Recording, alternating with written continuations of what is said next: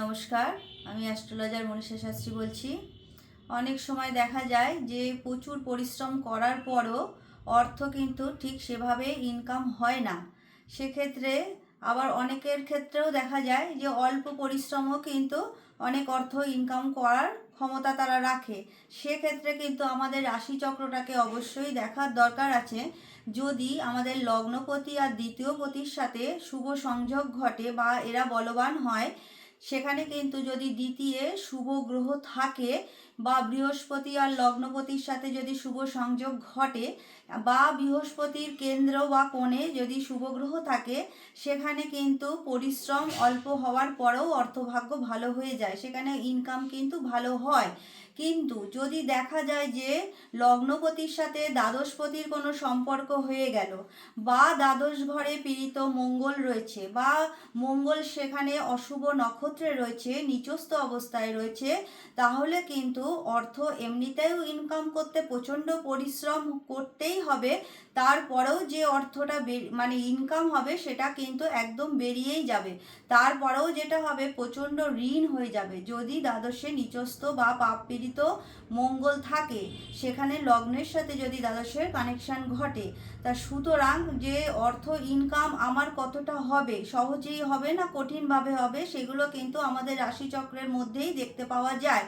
কিছু কিছু মানে রাশিচক্রে কিন্তু রাজযোগ থাকে। যদি আত্মকারক গ্রহ আর লগ্ন যদি সম্বন্ধযুক্ত করে তবে কিন্তু এটা রাজযোগের ফল দেয়।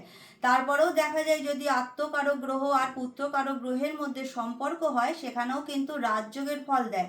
আবার অনেক সময় দেখা যায় যে লগ্নপতি বা লগ্ন ভাবের সাথে কিন্তু পুত্রকারক গ্রহ বা পঞ্চমপতি শুভ সংযোগ হলো, সেখানেও কিন্তু এটা রাজযোগের ফল দেবে। সুতরাং রাজযোগ যদি কারো রাশিচক্রে ঘটে বা থাকে, সেখানে কিন্তু অল্প পরিশ্রমের মাধ্যমেও তারা মান সম্মান যশ কীর্তির মালিক হয়। সেখানে দাঁড়িয়ে কিন্তু রাশিচক্রটাকে দেখতে হবে কোন রাজযোগ তাদের রাশিচক্রে আছে। তারপরেও দেখতে হবে বর্তমান সময় দশার অন্তর্দশা প্রত্যন্তর্দশা কি চলছে। কিছু কিছু রাশিচক্র আছে যেখানে কিন্তু দেখা যায় মাতৃ সম্পদও লাভ হয়। সেখানে কিন্তু পঞ্চম ভাব আর পঞ্চম পতির সাথে লগ্ন ভাব আর দ্বিতীয় ভাব বা দ্বিতীয় পতির শুভ সংযোগ কিন্তু অবশ্যই থাকতে হবে। সেখানে কিন্তু মাতৃ সম্পদ সেই সব জাতক জাতিকা কিন্তু লাভ করতে পারবে। কিন্তু মাতার দ্বারা যদি তার মানে অর্থ লাভ সেটা যদি দেখতে হয়, তাহলে কিন্তু আমাদের রাশিচক্রে লগ্ন ভাব, দ্বিতীয় ভাব, চতুর্থ ভাব বা তার সেই সব অধিপতিদের শুভ সম্বন্ধ কিন্তু থাকতেই হবে। রাশিচক্র কিভাবে আছে, বর্তমান সময়ে দশা কি চলছে, গোচর কোন গ্রহের ওপর বা কোন রাশির ওপর বা কোন ভাবের ওপর দৃষ্টি দিয়েছে, সব কিছুই কিন্তু বিচারের বিষয়। টাকা পয়সা কতটা ইনকাম হবে, সারা জীবন একইভাবে ইনকাম হবে কিনা বা কোনো কাজ করতে করতে সেগুলো বন্ধ হয়ে যাবে কিনা, ব্যবসা চলতে চলতে আটকিয়ে যাবে কিনা, ভালো সময়টা কখন থেকে জীবনে আসবে, সবই কিন্তু রাশিচক্র বিচারের মাধ্যমে পাওয়া যায়।